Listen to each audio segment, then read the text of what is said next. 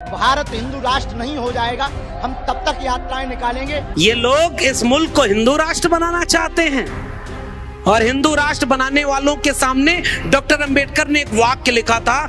इस वाक्य के बाद मैं अपनी ओबीसी वाली बात कह रहा हूं। पाकिस्तान और द पार्टीशन ऑफ इंडिया किताब में डॉक्टर अंबेडकर ने साफ लिखा है, अगर हिंदू राष्ट्र हकीकत बनता है तो वो इस मुल्क के लिए सबसे बड़ा अभिशाप होगा। हिंदू कुछ भी कह लें, हिंदू धर्म स्वतंत्रता, समानता व बंधुता विरोधी है। ये लोकतंत्र से मेल नहीं खाता है, इसलिए किसी भी कीमत पर इस मुल्क को हिंदू राष्ट्र बनने से रोका जाना चाहिए। ये डॉक्टर अंबेडकर साफ तौर पर लिखते हैं। अब मेरा एक सवाल, इतनी साफ बात डॉक्टर अंबेडकर ने किसी और के लिए लिखी है क्या? मैं आपसे पूछ रहा हूं, आप बताइए, किसी के लिए डॉक्टर अंबेडकर ने यह लिखा है क्या कि ये लोकतंत्र विरोधी है, ये मानवता विरोधी है, इसे किसी भी कीमत पर रोका जाना चाहिए? ये चेतावनी डॉक्टर अंबेडकर ने किसी और चीज के लिए दी हो तो बताइए। इसका मतलब डॉक्टर अंबेडकर को पता था कि इस मुल्क में कुछ दिन बाद ऐसे लोगों का भी सत्ता आएगी जो भारत के संविधान को तार तार करते हुए इस मुल्क को एक धर्म का राष्ट्र बनाने की कोशिश करेंगे। इसलिए मैं उन्हें अपना नायक मानता हूं कि हमारे नायक को पहले से पता था कि इस मुल्क के ऊपर सबसे बड़ा खतरा क्या है, और इसलिए वो लोग इंसान को इंसान से लड़ा रहे हैं। और हमारा दर्शन देखो, समाजवादी आंदोलन और त्रिवेणी संघर्षक संघ का नारा क्या था? 100 से कम न 1000 से ज्यादा, समाजवाद का यही तकाजा। इसका मतलब क्या है कि किसी के पास बहुत ज्यादा ना हो और किसी के पास बहुत कम ना हो। ऑक्सफैम की रिपोर्ट आई है 2022 में कि इस मुल्क में 1% लोग 40.5% संपत्ति पर गुजारा कर रहे हैं। समझ रहे हैं ना आप लोग? पढ़ा होगा ना आपने? यानी अगर 100 लोग इस देश में रहते हैं और 100 रुपया इस देश में है तो एक आदमी के पास 40 रुपया है।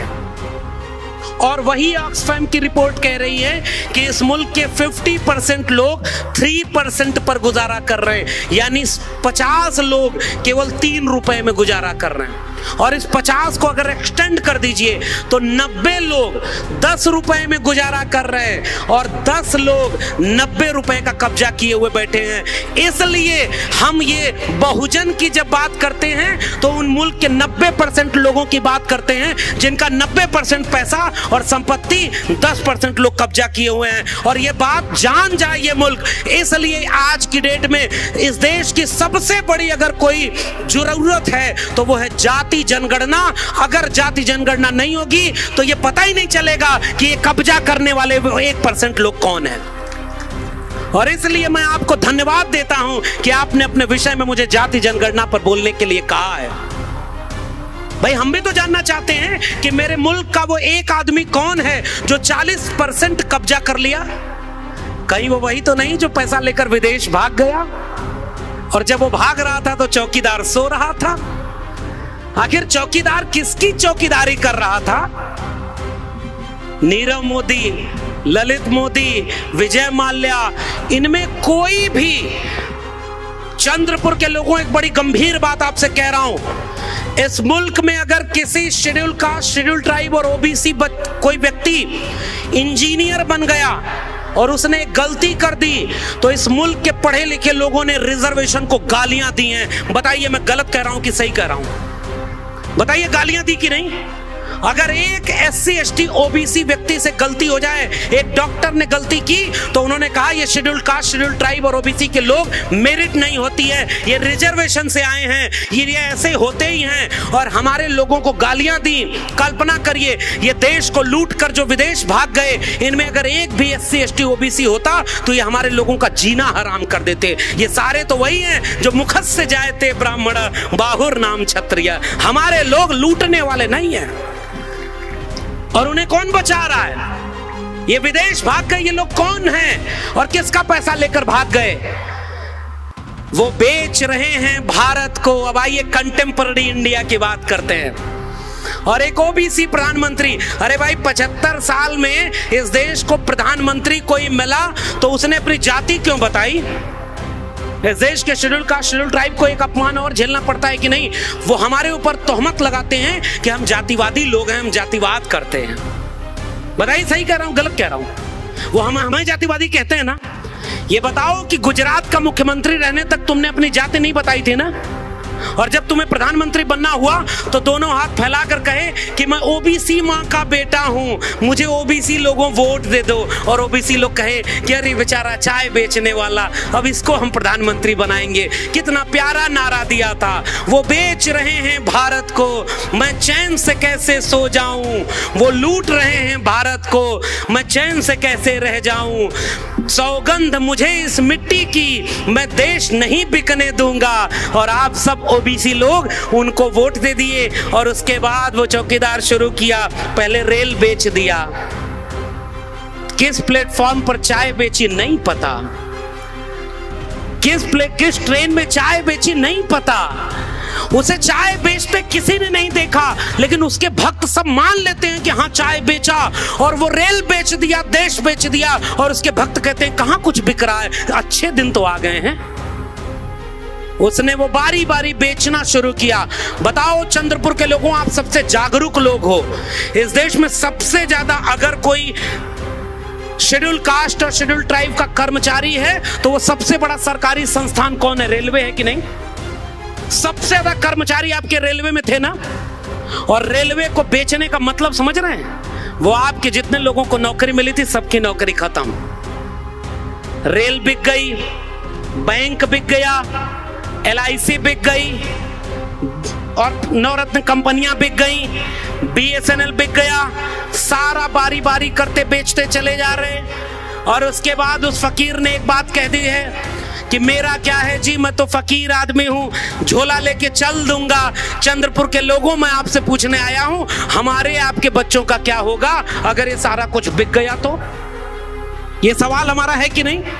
उस झोले में वो फकीर क्या क्या भर रहा है? मैं एक बात कहने आया हूं, वो शिक्षा को भर रहा है। मैं दिल्ली विश्वविद्यालय का एक प्रोफेसर, ठेके पर प्रोफेसर हूं, आज हूं कल नहीं रहूंगा, कोई भरोसा नहीं है, कुछ भी स्थायी नहीं है इस देश में। और वो शिक्षा को कैसे बेच रहा है, एक वाक्य में समझिएगा, और तब मैं मंडल कमीशन पर आता हूं। इस देश में जब महात्मा फूले और जो सावित्रीबाई फूले ने स्कूल खोला तो ब्राह्मणों ने इसी महाराष्ट्र सतारा पुणे भिडेवाला में बड़े बड़े पोस्टर लगाए थे कि ये धर्म का अपमान कर रहा है, ये शूद्र बच्चों को पढ़ाएगा और महिलाओं को पढ़ाएगा। तुम्हारा कैसा धर्म जिसमें हमें इंसान ही नहीं समझा गया और हमें पढ़ने से रोका गया? वो धर्म हमारा था क्या? वो भगवान अगर हमारा था तो मूर्ति से बाहर आकर क्यों नहीं कहा ब्राह्मण को कि ये शूद्र भी हमारा है, इसको पढ़ने का हक चाहिए? और अगर तुम्हारे भगवान ने हमें पढ़ने का हक नहीं दिलाया तो वो भगवान हमारा कैसे हुआ? और भारत के लोग तो कहते हैं फूले और अंबेडकर हमारे लिए उससे बढ़कर हैं, जिन्होंने हमारे हाथ में कलम और किताब पकड़ाई है, इसलिए हम उन्हें अपना नायक मानते हैं। और वो स्कूल खोलना एक क्रांति थी। और उसके बाद आजादी के बाद नए लोग जब पढ़ना शुरू किए तो रिजर्वेशन लागू नहीं किया। 2019 तक अब आइए, मैं इस ओबीसी प्रधानमंत्री के सामने ओबीसी की बात रखता हूं। दोनों हाथ फैला करके उसने कहा ना कि मैं ओबीसी मां का बेटा हूं। उसने कहा ना कि कैबिनेट में मैंने 27% ओबीसी मंत्री बना दिए। 14 अप्रैल आ रहा है और कल देखिएगा वो फकीर बाबा साहब की मूर्ति पर माला पहनाएंगे, वो लोग बाबा साहब की मूर्ति पर भी माला पहनाएंगे और झुक करके कहेंगे कि मैं आज प्रधानमंत्री हूं तो बाबा साहब की वजह से हूं। और जैसे ही मूर्ति की तरफ से हटेंगे, पहला काम ये करेंगे कि देखो कुछ और ऐसा बेचने से रह तो नहीं गया जिससे अंबेडकर के सपनों का भारत न बन जाए कहीं। कैसे, वो मैं आपको बता रहा हूं। शिक्षा बेचना इस मुल्क को बर्बाद करना है। और नई शिक्षा नीति 2020 कहती है कि 40% सिलेबस ऑनलाइन मोड में होना चाहिए। 40% सिलेबस अगर ऑनलाइन मोड में हो गया तो 40% टीचर कॉन्ट्रैक्ट पर हो गए कि नहीं, प्रोफेसर कॉन्ट्रैक्ट पर हो गए कि नहीं। दूसरी पॉलिसी नई शिक्षा नीति 2020 कहती है कि इस देश में 45,000 केंद्रीय सरकार के डिग्री कॉलेज हैं। अगले 20 साल में हम उन्हें क्लोजर और मर्जर की पॉलिसी के तहत 15,000 डिग्री कॉलेज कर देंगे। यानी नए डिग्री कॉलेज और स्कूल खोलने की बजाय वो जो खुले हुए स्कूल हैं, अगर स्कूल और डिग्री कॉलेज में मिनिमम क्राइटेरिया 3000 एंड 5000 स्टूडेंट की क्राइटेरिया फुलफिल नहीं होगी तो एक स्कूल को दूसरे स्कूल में मर्ज कर दिया जाएगा, एक स्कूल को दूसरे स्कूल में क्लोज करके सबमिट कर दिया जाएगा। तो आपके बच्चों की शिक्षा के लिए नए स्कूल और विश्वविद्यालय चाहिए थे, वो शौचालय और देवालय बनवा रहे हैं। ये बताइए किसके सपनों का भारत बना रहे हैं। और इसलिए अब ओबीसी समाज की चिंता, अगर ओबीसी इस देश के प्रधानमंत्री खुद को कहते हैं कि मैं ओबीसी मां का बेटा हूं, तो एक बात बताओ, ओबीसी प्रधानमंत्री आज तक 9 साल में एक बार भी आपने ओबीसी के सबसे बड़े नायक बीपी मंडल को कभी याद क्यों नहीं किया? और बीपी मंडल को याद करने का मतलब अब मैं आपको समझा रहा हूं। 1980-77 में जब जनता पार्टी की सरकार बनी तो मंडल कमीशन गठित हुआ, 80 में रिपोर्ट सबमिट हुई और मंडल कमीशन की रिपोर्ट 90 में जाकर लागू हुई। और वो लोग कितने शानदार लोग थे जिन्होंने 1950 में आजाद हुए भारत को, भारत कैसा बनेगा इसका खाका खींचा डॉक्टर अंबेडकर ने, और भारत रत्न मिला 40 साल बाद 1990 में। और 14 अप्रैल को छुट्टी की घोषणा कब होती है? 1990 में। 40 साल तो लग गया इस देश को ये बात कबूल करने में कि बाबा साहब डॉक्टर अंबेडकर भारत रत्न हैं। अरे भाई, तुम्हारे भारत रत्न का कद बढ़ गया वो अगर बाबा साहब को मिला, क्योंकि वो भारत रत्न नहीं विश्व रत्न थे, क्योंकि वो इंसानियत का पाठ पढ़ा रहे थे। और उस 1990 में दूसरा सबसे महत्वपूर्ण काम क्या हुआ था? मंडल कमीशन की 2 सिफारिशें लागू करना। और मंडल कमीशन की सिफारिश में पहली सिफारिश थी एजुकेशन, जो गवर्नमेंट एजुकेशन है उसमें 27% रिजर्वेशन और गवर्नमेंट नौकरी में रिजर्वेशन। अब एक बात बताओ, इस देश के प्रधानमंत्री से ही मैं बात कर रहा हूं, छोटे मोटे लोगों को बीच में लाता ही नहीं, सीधे मेरा बात प्रधानमंत्री से। प्रधानमंत्री महोदय, एक बात बताओ, 9 साल से आप प्रधानमंत्री हो, आपने सच सच बताओ मंडल कमीशन की रिपोर्ट पढ़ी है कि नहीं पढ़ी है? मैं मानता हूं कि आपने इंटायर पॉलिटिकल साइंस में डिग्री ली है, और मैं ये भी कह रहा हूं कि प्रधानमंत्री की डिग्री फेक नहीं है। जब कंप्यूटर में वो फॉन्ट नहीं आया था तब भी उनकी उस फॉन्ट में डिग्री बन गई। मैं प्रधानमंत्री पर कोई सवाल नहीं पूछ रहा, मैं प्रधानमंत्री से एक सवाल कर रहा हूं, बताओ मंडल कमीशन की रिपोर्ट आपने पढ़ी है कि नहीं पढ़ी है? और अगर पढ़ी है तो बताओ उसमें लिखा है कि नहीं कि इस मुल्क के 52% आबादी, 52% लोग ओबीसी हैं, 3743 जातियां ओबीसी की हैं। और 1993 में जब इंदिरा साहनी जजमेंट के बाद यह नियम बना कि चूंकि अपर लिमिट सुप्रीम कोर्ट ने तय कर दी कि 50% से ज्यादा रिजर्वेशन ओबीसी को सब मिलाकर नहीं हो सकता, तो ओबीसी को रिजर्वेशन कितना मिला? जोर से बोलिए, कितना मिला? 27% मिला। और मंडल कमीशन की सिफारिश कर रही है अगर ओबीसी के साथ न्याय करना है तो इस रिजर्वेशन को उतना करना होगा जितनी ओबीसी की पॉपुलेशन है। लिखा है कि नहीं मंडल कमीशन में?